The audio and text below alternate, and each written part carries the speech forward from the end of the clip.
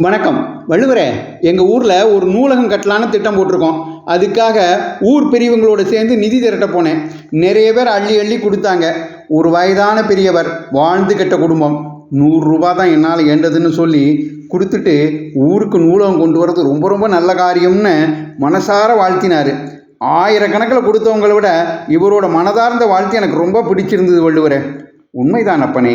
நிதி நிறைந்தவர் பொற்குவை தாரீர், நிதி குறைந்தவர் காசுகள் தாரீர், ஆண்மையாளர் உழைப்பினை நல்கீர், அதுவும் மற்றொரு வாய்ச்சொல் அருளீர்னு இதைத்தான் என் வாரிசு பாரதி அழகா சொல்லி வச்சான். மனமகிழ்ந்து ஒரு பொருளை தானமாக கொடுப்பதை காட்டிலும் முகமலர்ச்சியோடு இனிய சொல் சொல்லி வாழ்த்துறது மிகவும் நல்லது. இதைத்தான் அகன் அமர்ந்து ஈதலின் நன்றே முகன் அமர்ந்து இன்சொலன் ஆக பெறின்னு இனியவை குரல் அதிகாரத்தில் 92வது குரலாக எழுதி வச்சேன். ஈகை விடவும் இன்சொல் சிறந்தது என்பதை அருமையாக சொல்லிட்டீங்க வள்ளுவரே. நன்றி, வணக்கம், ஜெய் ஹிந்த்.